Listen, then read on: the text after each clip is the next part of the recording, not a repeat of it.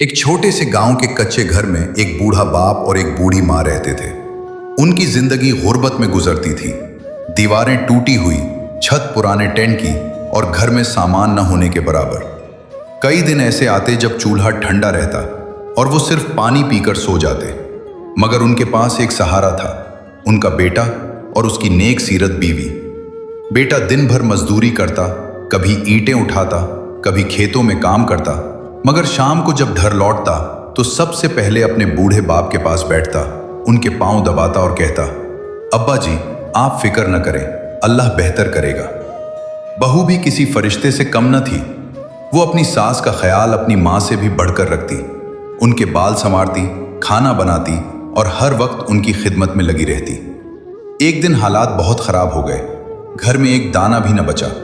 बेटा खाली हाथ वापस आया, उसकी आंखों में बेबसी थी। बहू ने खामोशी से अपना आखिरी जेवर निकाला और कहा, ये ले जाएं, उसे बेच दें, मगर अम्मी अब्बू को भूखा न सोने दें। ये सुनकर बूढ़ी माँ की आंखों में आंसू आ गए। उन्होंने हाथ उठाकर दुआ की, या अल्लाह मेरे बच्चों को उनकी खिदमत का बेहतरीन सिला अता फरमा। उस रात एक अजीब मंजर पेश आया। बेटे ने ख्वाब में देखा कि एक नूरानी चेहरे वाला बुजुर्ग उसके सामने खड़ा है। उन्होंने कहा, तुमने अपने वालिदैन की दिल से खिदमत की है, अल्लाह तुम्हारी मेहनत को जाया नहीं करेगा, कल सुबह तुम्हारी तकदीर बदलेगी। बेटा घबरा कर उठा, दिल जोर जोर से धड़क रहा था। सुबह हुई, दरवाजे पर दस्तक हुई। जब दरवाजा खोला तो सामने उसका पुराना दोस्त खड़ा था जो शहर में काम करता था। उसने कहा, मैं तुम्हें ढूंढ रहा था, शहर में एक अच्छा काम है, तुम मेरे साथ चलो। बेटा फौरन तैयार हो गया, मगर जाते हुए उसने अपने वालिदैन के हाथ चूमे और कहा, आपकी दुआ मेरे साथ है। शहर में उसने दिन रात मेहनत की, ईमानदारी से काम किया, कभी झूठ न बोला, कभी धोखे न दिया। लोग उसकी सच्चाई से मुतासिर होने लगे। आहिस्ता आहिस्ता उसकी तरक्की होने लगी।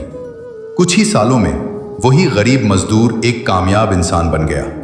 उसने सबसे पहले क्या किया, वो वापस अपने गांव आया, अपने माँ बाप को एक बड़े खूबसूरत घर में ले गया, उनके लिए अलग आरामदेह कमरा बनाया, बेहतरीन सहूलियात दी। बूढ़ा बाप खुशी से रो पड़ा और माँ ने बेटे के सर पर हाथ रखकर कहा, यह सब हमारी खिदमत का सिला है। और बहू, वो आज भी वैसी ही थी, सादा, नेक और खिदमत गुजार। वो आज भी अपनी सास के पांव दबाती और एहतराम में कोई कमी ना आने देती। घर में अब सब कुछ था, मगर उनकी आजिज़ी और मोहब्बत वैसी ही रही।